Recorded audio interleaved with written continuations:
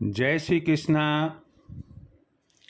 आज मैं आपको शिव पुराण के एक छोटे से परंतु बहुत ही महत्वपूर्ण विषय की जानकारी देने जा रहा हूँ।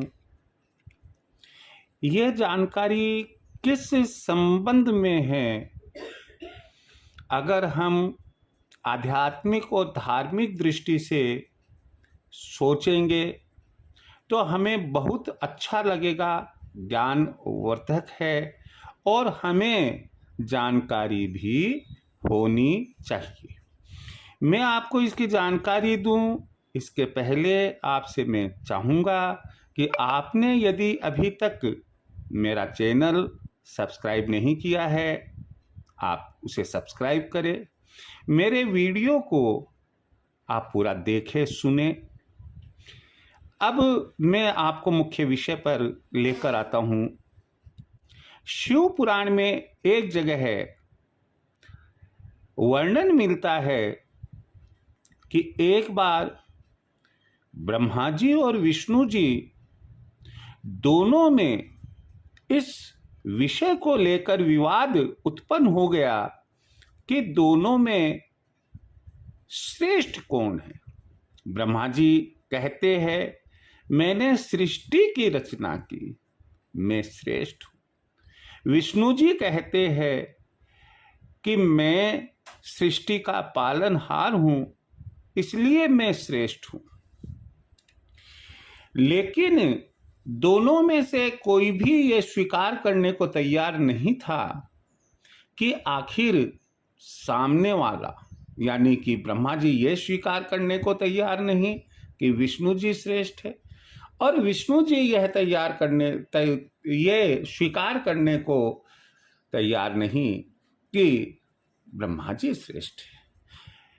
विवाद इतना बढ़ चुका कि युद्ध की स्थिति नजर आने लगी। ये सब बात देवी देवता देख और सुन रहे थे। उनको यह चिंता लगी कि यदि इन दो महाशक्तियों के मध्य युद्ध हो गया तो प्रलय आ जाएगा, उसे रोकने वाला कोई भी नहीं होगा। वे त्राहिमाम करके और भगवान शंकर के पास गए, प्रार्थना की और उनको बताया कि ब्रह्मा जी और विष्णु जी के मध्य क्या विवाद चल रहा है, आप उन्हें समझाइए। भगवान शंकर ने उनकी बात को स्वीकारा और एक अग्निपुंज के रूप में ब्रह्मा जी और विष्णु जी के मध्य आकर स्थिर हो गए। जब ब्रह्मा जी और विष्णु जी ने उस अग्निपुंज को देखा, ऊपर देखा तो कोई छोर नजर नहीं आया, नीचे देखा तो कोई आधार नजर नहीं आया। तब दोनों ने तय किया कि जो इस छोर का पता लगाकर, जो इस अग्निपुंज के छोर का पता, एक छोर का पता लगाकर पहले आएगा, यहीं पर रणभूमि में पहले आएगा, वह श्रेष्ठ होगा। यह तय होने के बाद विष्णु जी पाताल लोक की तरफ उस पुंज का आधार देखने के लिए, खोजने के लिए चले गए कि आखिर आधार कहाँ है, उसका पहला छोर जो आधार का काम कर रहा है वो कहाँ है।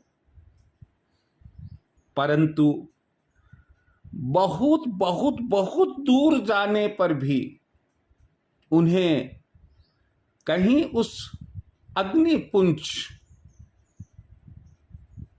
जो एक शिवलिंग के रूप में था, जो एक लिंग के रूप में था, कहीं नजर नहीं आया। वे निराश होकर ऊपर रणभूमि पर आ गए और वहां खड़े हो गए। दूसरी तरफ उसी समय जब विष्णु जी गए थे, तब ब्रह्मा जी भी कहाँ इस अग्निपुंज का अंत हो रहा है उस छोर की खोज में निकले, लेकिन उनको भी लंबी दूरी तय करने पर भी उस अग्निपुंज के समाप्ति का शोर कहीं नजर नहीं आया, कहीं मालूम नहीं पड़ा। रास्ते में उन्हें केतकी यानी कि केवड़ा मिला और केतकी को वो देखकर केतकी से कहा कि देख भाई, मैं छोर का पता लगाने जा रहा था, तो केतकी ने कहा कि इस पुंज का कोई अंत नहीं है, अंतिम छोर कोई नहीं है। ब्रह्मा जी ने कहा ये तो मुझे भी दिखाई दे रहा है, मालूम हो रहा है, परंतु मैं तुमको एक बात कहता हूं कि अगर किसी की भलाई में झूठ बोलना पड़े तो वो झूठ झूठ नहीं होता है। क्या मालूम उस समय क्या हुआ, और केतकी ने ब्रह्मा जी की बात मान ली और वापस लौटकर ब्रह्मा जी नीचे आए और उन्होंने कहा कि हाँ, मैंने छोर का पता लगा लिया और इसका जो साक्षी है ये केतकी है। जैसे ही ब्रह्मा जी ने ये बात कही, अग्निपुंज से स्वयं शंकर जी प्रकट हुए और उनको ब्रह्मा जी और केतकी दोनों पर बड़ा क्रोध आया और उन्होंने ब्रह्मा जी को कहा कि असत्य भाषण कर रहे हो तुम, इसलिए मैं तुम्हें श्राप देता हूं कि इस सृष्टि में तुम्हारा कहीं पर भी कोई मंदिर नहीं बनाया जाएगा। और केतकी से कहा कि तुमने असत्य का साथ दिया और असत्य को स्वीकार किया, इसलिए मैं तुमको भी श्राप देता हूं कि मेरी पूजा में कभी कोई केतकी का फूल नहीं चढ़ाएगा। मेरी पूजा में तुम्हारा फूल मान्य नहीं है। तब से आज तक ब्रह्मा जी का मंदिर कहीं बनाया नहीं जाता है और केतकी का फूल यानी कि केवड़े का फूल भगवान शिव यानी कि शिवलिंग पर चढ़ाया नहीं जाता है।